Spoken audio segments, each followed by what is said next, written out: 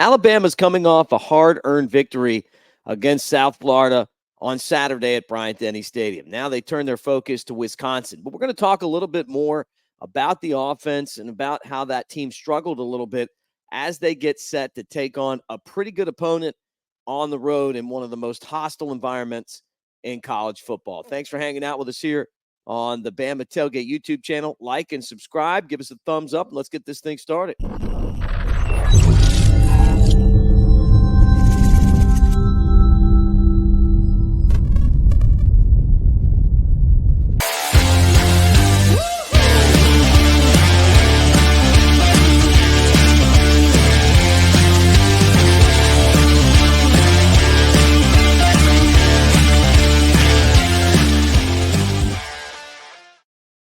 All right, we're back, everybody. It's great to see you too. Roll Tide to everyone as we hang out with you here, getting you ready for Alabama and Wisconsin. We're still kind of, though, looking back at everything that was talked about by the coaches in the press conference and the injury updates and all of that stuff. We know that Caden Proctor's right on the verge of coming back. I would not be surprised if he isn't on the field this Saturday against Wisconsin. We know about Wilkin Formby, not injured, had a bad game. I look for him to have a bounce back just because of the experience of struggling so much in a contest. And maybe he was targeted a little by the officials, but a learning experience for him for sure. We know that Elijah Pritchett had been struggling with an injury, came in at the end of the game, took care of business. Expect him to play as well against Wisconsin. And then Cole Adams, remember, had the arm injury. Say there's a chance that he could play. We'll find out. But I doubt that he's going to be returning kicks for Alabama on the road against Wisconsin. But still, going back to everything that happened on Saturday, and I got to tell you, first off, if you were watching the post-game show, somehow we got bumped offline. I really couldn't even tell you how it happened. But in the middle of the show, it got hit and turned us off. And, unfortunately, we were an hour and change in and planning on doing, 2 or 3 hours of post-game show with you guys, and we got knocked off. So we'll be back this Saturday, and we'll try to figure out, we still are, exactly what happened. And but even when we were talking about it on the post-game show, the bottom line is this. Alabama's got to do better up front. I mean, they've got to block better. They've got to run the ball better, and they've got to give Jalen Milroe more time. And they became really one-dimensional in that football game because they were having trouble running the ball. And when they started to run the ball, all of a sudden the passing came, and eventually, they ended up blowing them out 42-16. In a game that was a little bit closer than the score would indicate. But at the end of the day, you play 60 minutes and the score is the score, and it was a blowout. So the score was a blowout, and I don't think Alabama ran the score up. I just think that it turned out the way it turned out. Many of you guys, though, have talked about Jalen Milroe and kind of questioned his leadership, questioned his ability to read blitzes, to throw the football. And I think that there's still a growing process going on right now with Milroe and what he brings to the table. But I think that by far he gives Alabama the best chance to win. And you can't dismiss his ability to run the ball, the home run hitting ability that this guy has. He's special in that capacity. And so as you kind of look at what's going on right now, you have to take the great with the not so great. And you hope that he just continues to get a little bit better at finding those hot reads and reading blitzes. And South Florida did a great job of coming at him from every single possible angle and causing disruptions. But at the end of the day, Kalen DeBoer said this, and he's 100% right. Alabama almost had 200 yards of offense taken off the board because of really penalties, holding penalties. And that includes touchdowns, including a long touchdown by Milroe. You lose those momentum plays, and it's not just the points that they take off the board. It's that now you got to go back and try to figure out how to go from where you were to where you are now because they're pushing you back, and then forget about that play that just worked that scored a touchdown.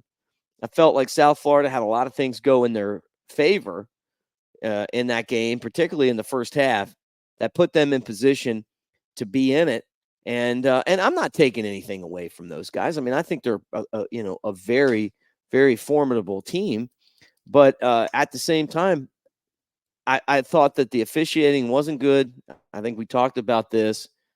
And at Alabama played sloppy too, and like Kalen DeBoer said in his press conference yesterday, when you see that the game's officiated in a certain way, you've got to be able to change your game to match the officiating. And is that fair? No, but that's the way it is. They're going to call it tight. They're going to call every single play. And you can pick holding probably on every play in a football game. And that's just kind of the way that things went. So, all in all, I thought Alabama did a good job of adjusting, but turnovers got to stop. That's, the one at the goal lines on Milroe. Law and Miller both fumbled. Those aren't on Milroe. The problem in the argument here is that it's not like there's no Tua on the bench right now ready to come in that's basically ripping up your defense in practice every day. And that was the case when Tua was behind Jalen Hurts. He was just ripping the defense up. And I feel like Milroe, to me, is very comparable to Jalen Hurts. And Jalen Hurts was a star quarterback in the NFL, a super athlete. I think Milroe's a better athlete. I think he's got a better deep ball. But I think he struggles kind of in the same way that Hurts did when he was at Alabama. Hurts still won an SEC championship, started a national championship game that Tua came in and won, was a great player, and eventually transferred to Oklahoma and looked great there. And now he's a starting quarterback and a star in the NFL, right?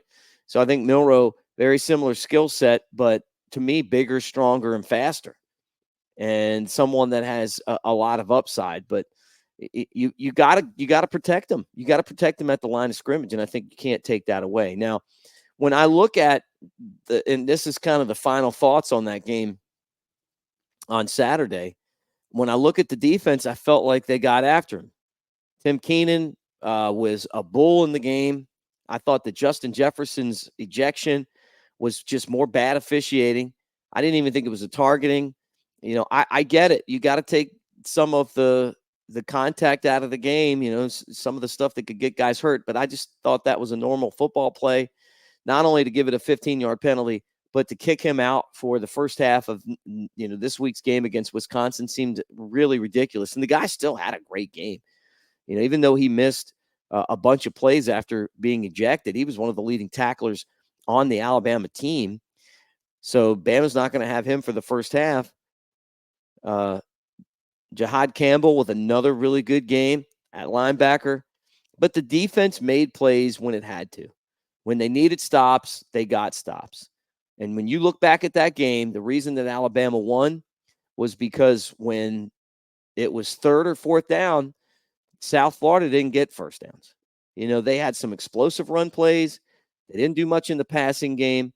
There were a couple open passes that we saw. And Kane Womack kind of talked about the two that he really said stood out. One of them was where he felt like some bad technique. And the other one was where Alabama didn't have a chance to substitute. And, a freshman got left out on the field basically. And, and that's what happened. So all learning stuff. But at the end of the day, when you go back and look at this game, there's a lot that Alabama can clean up and get better. But look, they struggled against South Florida last year. And I know it was different. They blew them out on the scoreboard, and that does matter.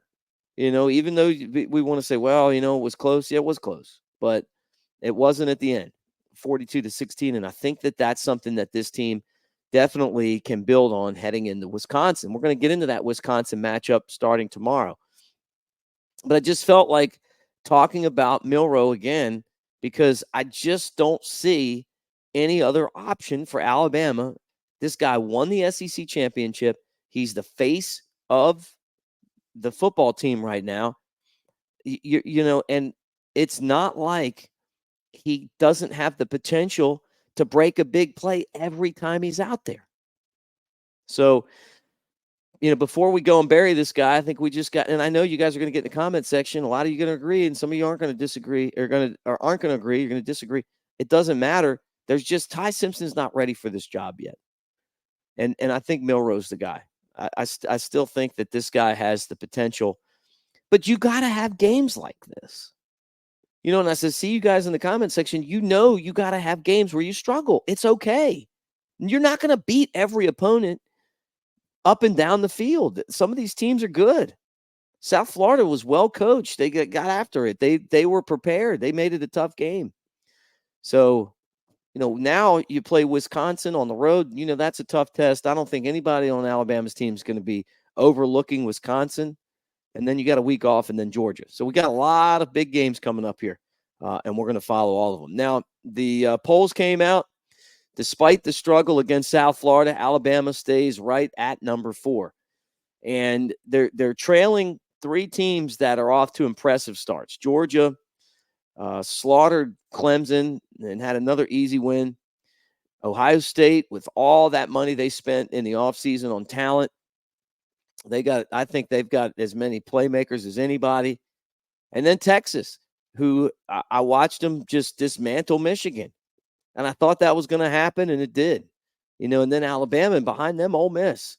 Notre Dame got the bump in the AP. They lose, push them way back. But, Alabama at number 4 as they head on the road for the first time against Wisconsin. And this matchup against Luke Fickell, a rematch as far as Alabama's concerned against Fickell. He was the head coach at Cincinnati when Alabama beat those guys in the college football playoff a few years ago. So, now he's at Wisconsin, second year there.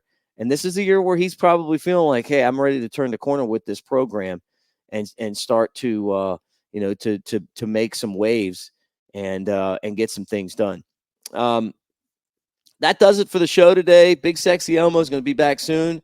I'll be back for sure in the morning. And I want to thank the people at Pearl River Resort. Maybe some of you guys won, man. There's been a lot of winners lately. There's been a lot of winners. That Texas game, everybody knew it, and it hit. As Jake Coker said, Vegas probably lost a lot of money on that one. But they covered the spread.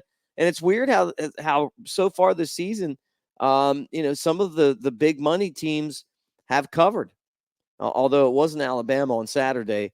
And I feel like part of that was all the penalties at the beginning and the officiating. But, whatever.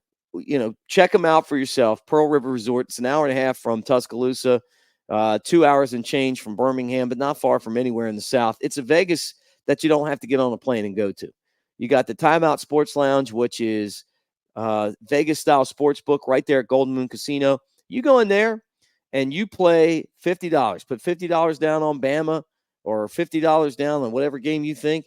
Take the receipt over to Dancing Rabbit Golf Course. You can play Dancing Rabbit, which is the Augusta that you can play. Don't even need a membership. Beautiful course, fantastic clubhouse, great environment for $40. And now that the weather's cooled off, really fun place to go and hang out. We just were there a couple weeks ago with Steve Azar, did the show from out there, but fantastic place and somewhere that you guys ought to go check out. And you can do it for a great price. Now, Gary Allen's going to be there performing. Scotty McCrary's going to be there celebrating 30 years. They're bringing in some awesome acts. Had Boys to Men, had Big and Rich. It's been a fantastic summer, and it continues into the fall and the winter. So find out for yourself at Pearl River Resort. But got the spa, got Geyser Falls, the water park, and more. That's Pearl River Resort. All right, guys, that's it. Roll Tide, and we'll get back at it tomorrow.